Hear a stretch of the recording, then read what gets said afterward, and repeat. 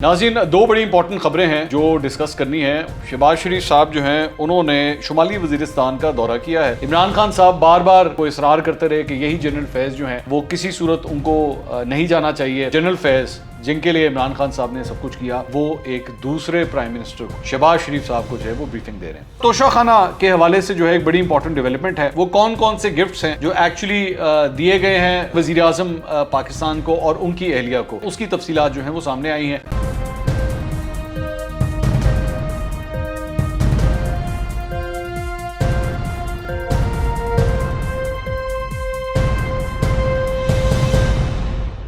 अस्सलाम वालेकुम नाज़रीन, मैं हूं मंसूर अली खान। अपने YouTube चैनल के ऊपर आपको खुशामदीद कहूँगा। सबसे पहले आपसे दरख्वास्त के चैनल को सब्सक्राइब करना मत भूलिएगा और बेल आइकन ज़रूर प्रेस कीजिएगा।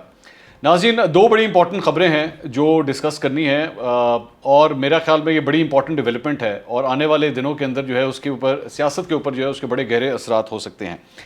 एक तो मेरे कायद और मौजूदा वज़ीर आज़म शहबाज शरीफ साहब जो हैं उन्होंने शुमाली वजीरिस्तान का दौरा किया है और ये उनका पहला ऑब्वियसली दौरा है। इससे पहले उनकी आर्मी चीफ से मुलाकात हुई थी, वो भी मतलब बड़ी इंपॉर्टेंट मुलाकात थी क्योंकि 9 दिन के बाद शहबाज शरीफ साहब ने 9 दिन के बाद जो है वो जाके आर्मी चीफ से उनकी मुलाकात हुई।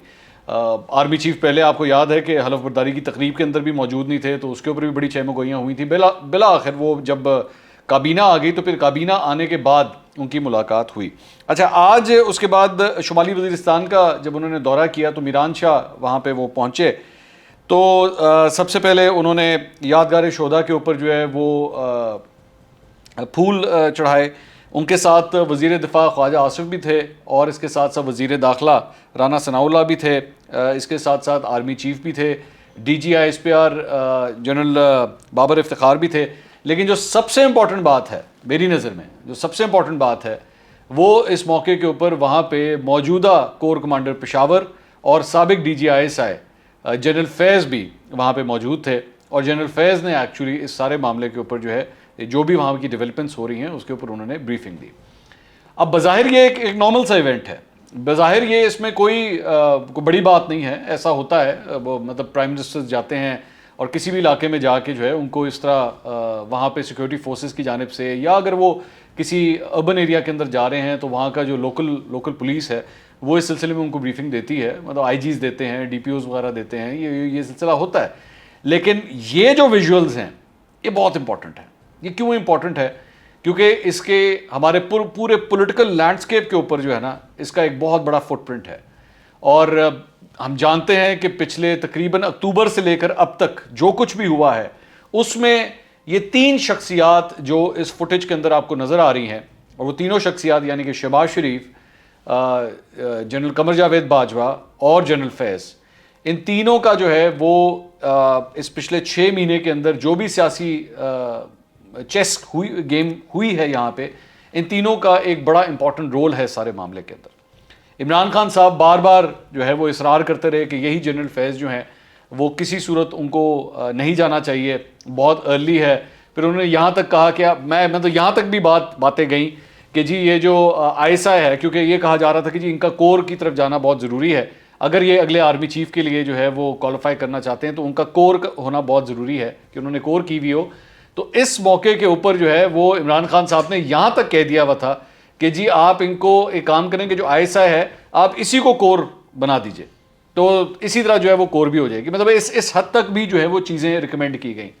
फिर यहाँ तक कह दिया गया अच्छा नहीं अभी नहीं, बाद में कर लेते हैं, थोड़ा सा वेट कर लेते हैं, लेकिन अल्टीमेटली वो नहीं हो सका। बट ये जो इंसिडेंट था, ये जो 6 अक्टूबर 2021 का जो इंसिडेंट था, ये वो ब्रेकिंग पॉइंट था जहाँ जो नज़र आता है कि साबका हुकूमत और इमरान खान साहब की जो हुकूमत थी वो उसके ताल्लुकात ख़राब होना शुरू हुए इस्टेब्लिशमेंट के साथ। जिस तरह कल फवाद चौधरी साहब ने मेरे इंटरव्यू के अंदर ये बात भी कही कि जी अगर ये हालात ख़राब ना होते तो शायद आज हम हुकूमत के अंदर ही होते। तो और उसकी सबसे बड़ी रीज़न जो थी वो जनरल फैज़ की तैनाती थी कि उनको कोर कमांडर पेशावर क्यों लगाया गया। मैं आपको ये भी बताऊँ कि इतलात ये भी थी कि यहाँ तक कहा गया था कि अच्छा अगर आपने चलें करना ही है, अगर इनको कोर कमांडर लगाना ही है तो फिर इनको पिंडी में ले आइए, इनको पेशावर मत लेके जाइए, लेकिन अल्टीमेटली फिर वो भी नहीं हो सका था। सो उस सारी चीज़ के बाद एंड आई मीन ऑब्वियसली आप तमाम चीज़ों के ऊपर जो है वो नज़र दौड़ाएं, उसके बाद जो भी इवेंट्स होते हैं, चेन ऑफ इवेंट्स होते हैं, इत्तेहादी हुकूमत का साथ छोड़ते हैं, इमरान खान साहब की मेजॉरिटी ख़त्म होती है, कोर्ट का ऑर्डर आता है 5-0 का, इमरान खान साहब जाना नहीं चाहते, घसीटा जाता है सारा दिन मामले को कि किसी तरह वो जो तहरीक अदम एतमाद है वो ना हो सके, एंड अल्टीमेटली फिर इमरान खान साहब को अपनी कुर्सी छोड़नी पड़ती है, शहबाज शरीफ साहब आ जाते हैं और उसके बाद मामला जो है वो आगे चलना शुरू होते हैं। और अल्टीमेटली आज उसके बाद वो दिन आता है कि जनरल फैज़, जिनके लिए इमरान खान साहब ने सब कुछ किया, वो एक दूसरे प्राइम मिनिस्टर को, शहबाज शरीफ साहब को जो है वो ब्रीफिंग दे रहे हैं। लेकिन इसका एक और एंगल भी है, इसका एक इस पूरे स्टोरी की दूसरी साइड भी है, और वो ये है कि इंस्टीट्यूशन के मामला जो हैं वो चलते हैं, इंस्टीट्यूशन के मामला रुकते नहीं हैं। किसी के वज़ीर आज़म आने से या किसी वज़ीर आज़म के जाने से इंस्टीट्यूशन के अंदर जो है वो कभी भी काम रुक नहीं सकता। और यही एग्जैक्टली वो बात थी जो उस वक्त आर्मी चीफ भी जो है वो इमरान खान साहब को समझाने की कोशिश करते थे कि प्रोफेशनल सोल्जर्स वहाँ पे मौजूद हैं, इससे फ़र्क नहीं पड़ता कि अगर आज जनरल नदीम जो हैं वो DGI साहब बन गए हैं तो उसका मतलब कथित तौर पे ये नहीं है कि खुदा न खास्ता ISI की परफॉर्मेंस के ऊपर कोई फ़र्क पड़ जाएगा, या जो जिस तरह उसका जो स्टैंडर्ड का एक तरीक़ाकार है वो कोई नीचे आ जाएगा, उससे नहीं फ़र्क पड़ेगा। ये मामला तो उसी तरह ही आगे चलेंगे। तो अभी भी उसी तरह ही जनरल फैज़ के वहाँ पे आने से और नए वज़ीर आज़म के आने से कोई फ़र्क नहीं पड़ रहा, इंस्टीट्यूशन अपना काम उसी तरह आगे जारी रखे हुए है। तो this was something very interesting. ये विजुअल जो हैं मेरी नज़र में बड़े इंपॉर्टेंट है। अच्छा जी, इसके अलावा तोशाखाना के हवाले से जो है एक बड़ी इंपॉर्टेंट डेवलपमेंट है। ये लिस्ट जो है वो मौजूदा हुकूमत की जानिब से जारी की गई है। एक बड़ी लंबी तफसील है, वो कौन कौन से गिफ्ट्स हैं जो एक्चुअली दिए गए हैं सदर पाकिस्तान को, फर्स्ट लेडी को और वज़ीर आज़म पाकिस्तान को और उनकी अहलिया को, कौन कौन से गिफ्ट्स दिए गए हैं उसकी तफसीलात जो हैं वो सामने आई हैं। अब मैं ये आपके सामने रख देता हूँ। ये बताया जा रहा है जी कुल 92 गिफ्ट्स जो हैं वो सदर पाकिस्तान ने और उनकी अहलिया के नाम गए हैं, और 58 गिफ्ट्स जो हैं वो वज़ीर आज़म इमरान खान साहब और उनकी अहलिया के लिए गए हैं। और ये जो डिटेल्स आ रही हैं ये अगस्त 2018 से लेके दिसंबर 2021 तक की ये तमाम तर तफसीलात हैं जो सामने आई हैं। और इसकी अगर हम एक एक करके ज़रा मैं अगर उसको उसकी तफसीलात ज़रा आपके साथ ज़रा शेयर करना शुरू करें। अच्छा, तो इसके जो पहला कॉलम अगर आप वो देखें तो वो सदर और उनकी अहलिया, दूसरा कॉलम जो है वज़ीर आज़म और उनकी अहलिया, उसके बाद military secretary to president brigadier Amir Amin और उनकी अहलिया, उनको क्या सामान गया है। उसके बाद दोबारा जो MS हैं ब्रिगेडियर शहरियार मुनीर हफीज़ और उनकी अहलिया जो बाद में एक्चुअली तब्दील होते हैं उनको। उसके बाद जो MS हैं वज़ीर आज़म के ब्रिगेडियर वसीम इफ्तिखार चीमा और उनकी अहलिया को, उनको क्या गिफ्ट्स गए। उसके बाद दोबारा ब्रिगेडियर मोहम्मद अहमद और उनकी वाइफ, ये भी MS रहे, जो मिलिट्री सेक्रेटरी रह चुके हैं वज़ीर आज़म के, उनको क्या क्या गिफ्ट्स गए। ADC to the president squadron leader Umar Farooq, उनको क्या गए। ADC टू द प्रेसिडेंट दूसरे लेफ्टिनेंट कॉमोडोर फैज़ान हैदर, उनको क्या गिफ्ट्स गए। उसके बाद मेजर असद राशिद खान, ये भी ADC हैं प्राइम मिनिस्टर के, उनको क्या गए गिफ्ट्स। उसके बाद इसी तरह मतलब ये सारी तफसीलात जो हैं वो शेयर की गई हैं। और मैं अगर इसको एक एक करके आगे अगर हम इसको डिस्कस करना शुरू करें तो मेरे पास और भी इसकी तफसीलात हैं जो मैं आपके साथ शेयर करता हूँ। एक अगर मैं यहाँ से स्टार्ट करता हूँ, 1 अक्टूबर 2018 को एक घड़ी है रोलेक्स की, जिसके बारे में बताया जाता है कि वो 15 लाख रुपए की वो घड़ी थी। उसके लिए जो पैसे जमा कराए गए वो थे 2,94,000 रुपये, और उस तरह ये घड़ी जो है वो ले ली गई। उसके बाद एक फ्लावर वाज है, ये जो गुलदान होता है, उसकी वैल्यू 15,000 रुपये थी, 15,000 रुपये दे के वो भी जो है वो ले लिया गया। उसके बाद एक टी सेट है वो 3,500 रुपये का है। उसके बाद आगे चल के फिर और जो तफसीलात आती हैं वो आती हैं कि जी एक और रोलेक्स की घड़ी है। रोलेक्स की घड़ियाँ काफ़ी में से गई हैं। 9 लाख रुपए की वो घड़ी थी जनाब। एक और रोलेक्स की घड़ी जो लेडीज़ के लिए थी वो 4 लाख रुपए की थी। एक आईफोन भी गिफ्ट किया गया है 2,10,000 रुपये का। 2 जेंट्स के सूट्स जो हैं वो 30,000 रुपये के, डॉल्चे गबाना के। उसका परफ्यूम है एक्चुअली, उसकी वैल्यू जो है वो 35,000 रुपये बताई जा रही है। एक और परफ्यूम है वो 30,000 रुपये का। एक और परफ्यूम है रूबी के नाम से, वो 26,000 रुपये का। उसके बाद एक वायलेट सैमसोनाइट, ये 40,000 रुपये का। इसके बाद एक और इसी तरह जो है गालबन ये कोई बैग है जिसकी वैल्यू जो है वो तकरीबन कोई 18,000 रुपये बताई जा रही है। उसके बाद मॉन्ट ब्लैंक, बड़ा एक्सपेंसिव ये ब्रांड है बॉल पेन्स का, ये 28,000 रुपये, और ये सारी चीज़ें जो हैं तकरीबन को 17,23,000 रुपये की बनती थी। 3,38,600 रुपये दे के जो है वो सारी चीज़ें चली गई। अच्छा जी, उसके बाद 14 नवंबर 2018 को एक डेकोरेशन पीस है जो 8 किताबों का, उसकी जो वैल्यू है वो बताई जाती है 15,000 रुपये। उसके बाद एक कोई वॉल हैंगिंग है वो भी 15,000 रुपये की है, ये 2019 आ चुका है। फिर एक डेकोरेशन पीस है वो 25,000 का, एक और डेकोरेशन पीस 30,000 का, एक फ्रेम है वो 20,000 रुपये का, एक फ्लावर केस है वो भी 30,000 रुपये का।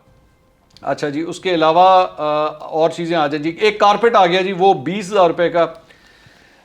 उसके बाद एक वुडन बॉक्स है 3500 रुपये का, और एक और बॉक्स है जिसमें एक गाउन है, ऊद वुड है और 2 स्मॉल परफ्यूम्स। ऊद वुड बेसिकली एक वो भी कमरे में स्मेल्स के लिए होता है, वो 30,000 रुपये का। एक और कालीन 30,000 रुपये का। एक कैलीग्राफी जो खताती होती है वो है 5,000 रुपये की। एक फ्लावर वाज है 30,000 रुपये का। एक और कारपेट है 30,000 रुपये का। वॉल हैंगिंग है 30,000 रुपये की।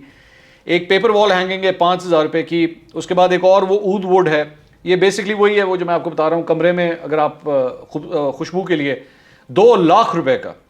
और एक और इतर है 2 बॉटल्स उसकी 1,80,000 रुपये की।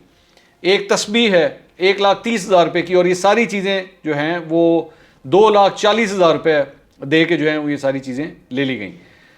फिर इसके अलावा 2019 में और भी चीज़ें हैं। एक लॉकेट है विद चेन 2,69,350 रुपये का। एयर टॉप्स हैं गोल्ड और डायमंड के 1,11,800 का।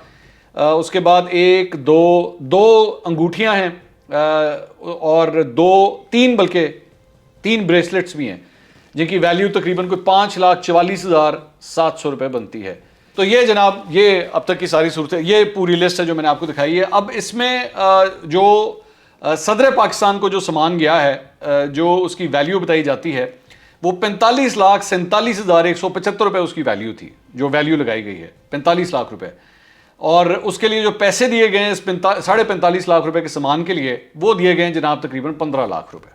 15 लाख रुपए दे के तो 45.5 लाख रुपए का सामान रख लिया गया है।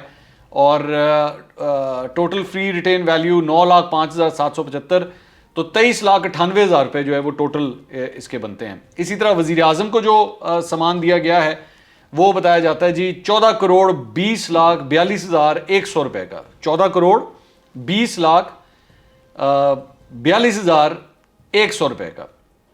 और इसके लिए जो पैसे बनते हैं वो बनते हैं 3,81,77,050 रुपये। और फ्री रिटेन वैल्यू इसकी बनती है कोई 8 लाख रुपए।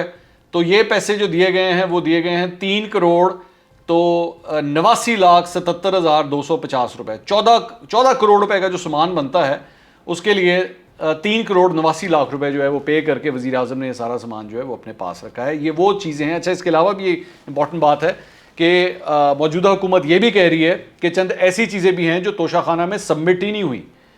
लेकिन ज़रूरी बात यह है कि पाकिस्तान तहरीक इंसाफ का मौक़िफ़ भी इस सिलसिले में हम आपके सामने रख दें। शहबाज गिल साहब का ये कहना है कि वो चीज़ें जो वज़ीर आज़म को एक्चुअली उनके घर में दी गई थी या पर्सनल कैपेसिटी में दी गई थी वो चीज़ें भी उन्होंने जाके तोशाखाना में जमा करवाई हैं। और उन्होंने कहा है कि किसी किस्म का कोई कानून जो है वो नहीं तोड़ा गया, कानून के मुताबिक पेमेंट करके जो है वो सारी चीज़ें दी गई हैं। इसमें ना कोई अंडर वैल्यू किया गया है, ये भी एक इल्ज़ाम है कि एक्चुअली इनकी वैल्यू जो है वो जानबूझ के कम दिखाई गई है।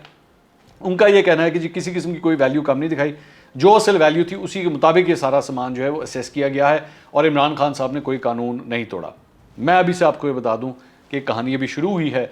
मौजूदा हुकूमत ने इन सारी चीज़ों को अभी काफ़ी खींच के लेके आगे चलना है। आगे देखिए क्या होता है कि अगले वीलॉग में दोबारा मुलाकात होगी। अल्लाह हाफ़िज़।